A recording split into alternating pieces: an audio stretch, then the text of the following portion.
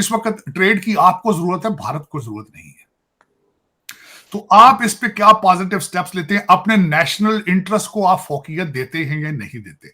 अब जो सुई अड़ी है आपकी वो इस चीज पे है कि आप कहते हैं जी कि इंडियन ऑक्युपाइड कश्मीर, ठीक।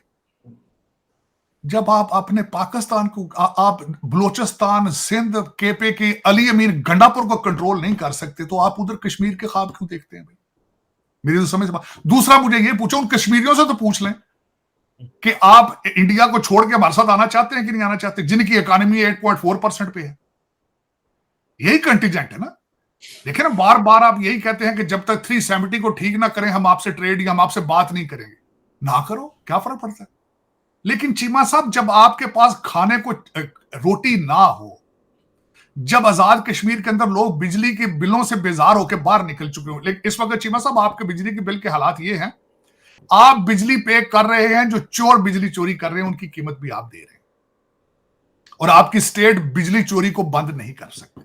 आपके अली गंडापुर साहब जो कि चीफ मिनिस्टर हैं, उन्होंने आल ऐलान अपने सूबे को कहा कि आप बिजली चोरी किया करें, बिल ना दिया करें। मैं अगर गलत कहूं तो आप इसको गूगल कर देख लें।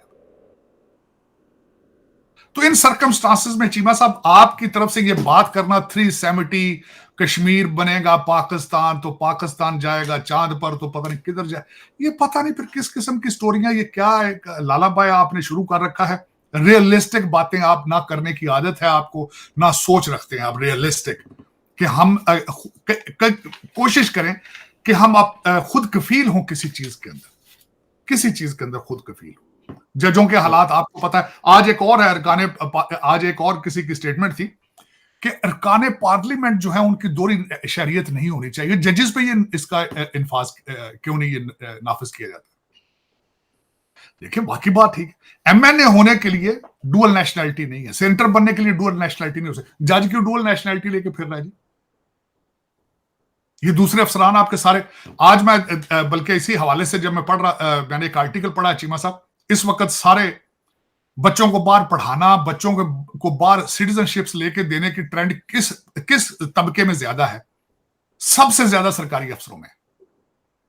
पाकिस्तान के जो सरकारी अफसर हैं उनको सबको क्रेज की हद तक शौक है कि बच्चे डुअल सिटीजन हो और फॉरेन अकाउंट हो हमारे, क्रेज की हद तक। ये दुबई के हवाले से पढ़ रहा था मैं कि सबसे ज्यादा क्रेज और सक्सेसफुल कौन है। दूसरे बेचारे मंडी बहुद्दीन के बच्चे तो पैदल चल के ग्रीस पहुंचते हैं ना, ये अफसरों के बच्चे वीजे लेकर आते हैं क्योंकि इन्फ्लुएंस होता है, पैसा होता है, अन्ना पैसा अन्ना। तो फिर उसमें आके चीमा साहब ये देखा जाए तो आपका सिस्टम जो है सारे का सारा इज राटन, और जितना खराब हो चुका है अब ये सिस्टम में ठीक करने की गुंजाइश मौजूद नहीं है। ये जब तक पसलियां तोड़कर आपके हार्ट की आर्टरी ना खोली जाए, ये खुलने की गुंजाइश नहीं है। अब वो पसलियां कौन तोड़ के जोड़ेगा? मेरी समझ से बाहर है। इतना ताकतवर कार्डियोलॉजिस्ट कौन हो सकता है?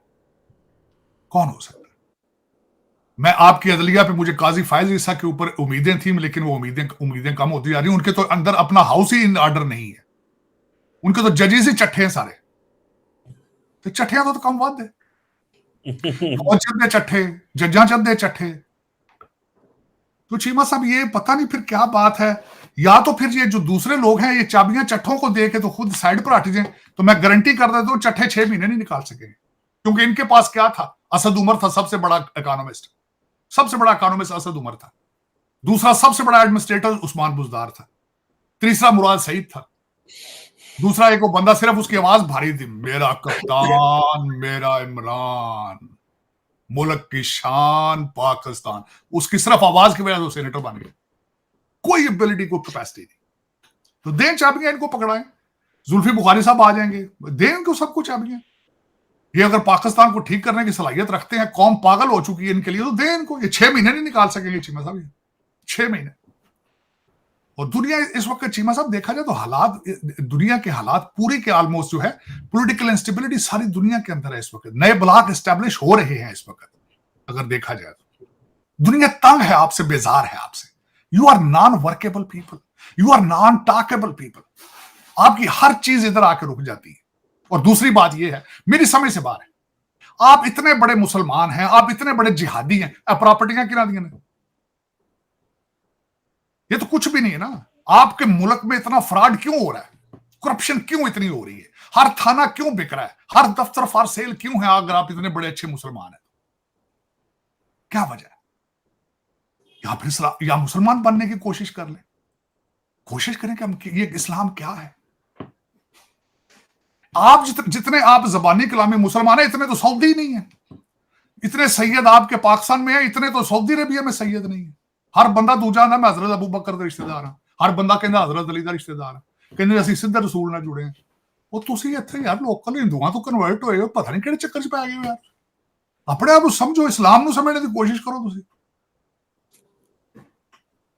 लेकिन बस चीमा साहब दर हकीकत यही सबसे बड़ा प्रॉब्लम है कि हकीकत से दूरी, फ्रॉड ते धोखे।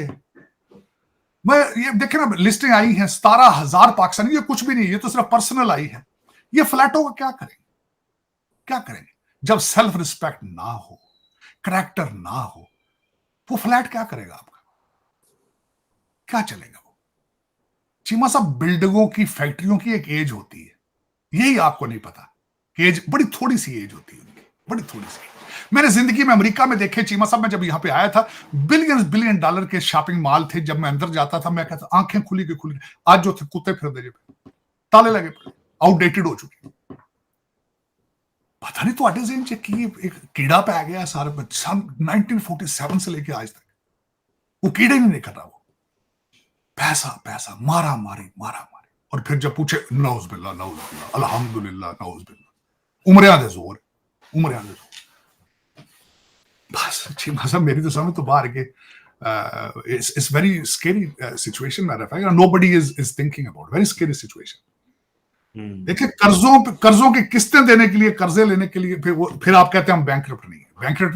बैंकरप्सी की डेफिनेशन ये होती है कि आप कर्जा वापस ना देने की सलाहियत जब ना रखते हो तो कहा जाता है कि बैंक दिवालिया हो गया। तो आप कर्जों की किस्तें देने के लिए भी अगर कर्जा ले रहे हैं तो प्रैक्टिकली यू आर बैंकरप्ट। और दूसरा ये है, you are not only financially, you are morally bankrupt as well. ये जो लिस्टें निकली हैं दुबई की, ये बता रही है, आपको सर्टिफाई करती हैं कि you are morally bankrupt nation, bankrupt.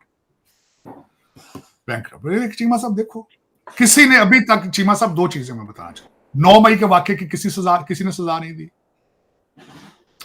Dubai unlock के ऊपर कोई स्ट्रॉन्ग स्टेटमेंट नहीं आई। होता ना, चलो 25 करोड़ लोगों को बेवकूफ बनाने के लिए कह देते जी इसके ऊपर कमीशन बना दिया जाएगा, कानून को हाथ लेने की इजाजत नहीं दी जाएगी, कैफे किरदार इसको सजा दी जाएगी। वो भी नहीं कहा, वो भी नहीं कहा किसी। मैंने आपको कहा था चीमा साहब, इट्स नथिंग, ये तो कुछ भी नहीं है। इस मुल्क दे विच शरीफ बंदे नूं कुड़ी दा रिश्ता को नहीं दिंदा। चीमा साहब, तुसीं किहड़ियां गल्लां लगे हो करन? तुसीं आंदे हो कि असीं इंडिया नाल कंपीट करना है, हम चांद पर जा रहे हैं, ਉਹਦੇ ਤੇ आर्टिकल लिखण लगे इंडान वाले, चांद पे पहुंच गए हम। वाह वाह, पहुंचो चांद ते चीमा साहब, थल्ले ते बिजलियां बंद च, थल्ले ते तुहाडे कोल बिल देने जो पैसे नहीं, चांद ते चले जाओ तुसीं। दैट्स उधर से हो सकता है कि हम सोलर साथ लेके जाएंगे वहां पे। चीमा साहब, मैं कसम से, मैं दुख से कहता हूं, मेरा मुल्क है चीमा साहब, यहां पे नासा सोच रहा है कि ट्रेन शुरू की जाए चांद के ऊपर, ट्रेन, क्योंकि हमारी वहां ट्रांसपोर्टेशन बढ़ रही है, लोगों का वो लगेज उठा के जाना आसान, ट्रेन बना रहे हैं। इलान मस्क ने ह्यूमन माइंड के अंदर चिप्स लगा दिए। चीमा साहब, आप क्या कर रहे हैं? उर्दू, मुझे खुदा कल एक मैं कसम भी नहीं उठानी चाहिए, कल आपके एक बैचलर लड़के ने मुझे व्हाट्सएप मैसेज किया है, वो उसका किसी फिक्रे के ना स्पेलिंग थी ना ग्रामर थी, और बैचलर, और मुझे कह रहा था जी मैं आगे पढ़ने के लिए अमेरिका जाना चाहता हूं, मैं इंग्लैंड जाना चाहता हूं। मुझे बताया, कहते जी मुझे बताया। विदेश मंत्री एस जयशंकर ने शुक्रवार को चीन का संदर्भ देते हुए कहा कि भारत अपने हितों को दांव पर किसी देश के साथ व्यापार को प्राथमिकता नहीं देगा। राष्ट्रीय राजधानी में आयोजित CII वार्षिक व्यापार शिखर सम्मेलन 2024 को संबोधित करते हुए विदेश मंत्री एस जयशंकर ने कहा कि भारत ने चीन के साथ व्यापार से इनकार नहीं किया है, लेकिन हमें सावधानी बरतने की जरूरत है। मंत्री ने कहा कि कुछ देशों के साथ संबंधों को जारी रखने के लिए हमें अपनी राष्ट्रीय सुरक्षा को भी ध्यान में रखना होगा।